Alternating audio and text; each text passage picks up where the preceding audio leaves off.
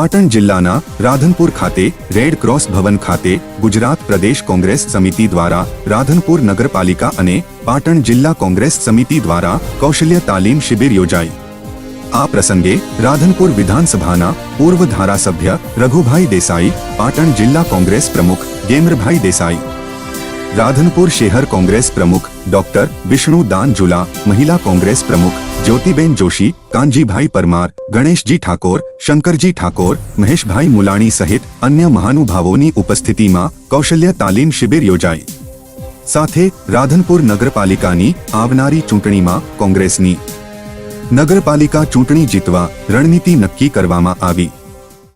આજે અમારી તાલીમ શિબિર હતી। કોંગ્રેસના અમારા સિનિયર આગેવાનો, અમારા માજી કોર્પોરેટરો, માજી નગરપાલિકાના પ્રમુખશ્રીઓ, હોદ્દેદારો અને અમારા પાર્ટીના વર્કરોની આજે એક તાલીમ શિબિર હતી કે આગામી ચૂંટણી કયા મુદ્દા ઉપર લડવી, કઈ રીતે લડવી, કાયદાકીય કયું ધ્યાન રાખવું, કઈ રીતે સર્ટિફિકેટો તૈયાર રાખવા, પ્રજાના વચ્ચે શું વાત લઈને જવી અને ગામના જે મેઇન પ્રશ્નો છે, તો રાધનપુરનો મેઇન પ્રશ્ન પીવાનું મીઠું પાણી સમયસર લોકોને મળે, ખુલ્લી ગટરોથી કાયમ માટે છુટકારો થાય, રોડ રસ્તા સારા બને અને સ્ટ્રીટ લાઇટ, આ મેઇન પ્રશ્નો સાથે આરોગ્ય માટે સારા દવાખાનાની વ્યવસ્થાઓ થાય, એ જ અમારા મેઇન પ્રશ્નો લોકો સમક્ષથી આવ્યા છે અને એના પર કોંગ્રેસ ધ્યાન કરીને ઇલેક્શન લડવાની છે। નગરપાલિકા 100% કોંગ્રેસની બનવાની છે। અમારી કોંગ્રેસની જે ટીમ છે અહીંયાની સ્થાનિક ખૂબ તાકાત કરી અને પ્લાનિંગ કરી રહી છે।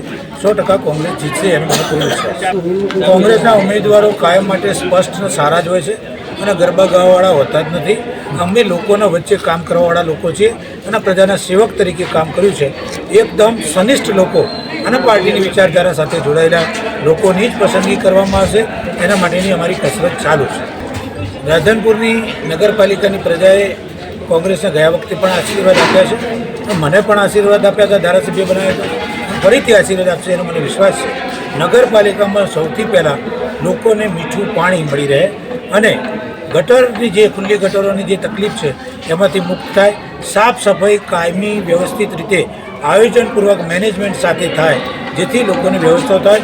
અહીંયા સૌથી મોટી જરૂરિયાત યુવાનો માટે એક સારું પ્લેગ્રાઉન્ડ, ટ્રેક નથી, એ બધી જ વ્યવસ્થાઓ સારી રીતે થાય, એના ઉપર કોંગ્રેસ ધ્યાન આપે। રાધનપુરથી ભરત સથવારાની રિપોર્ટ।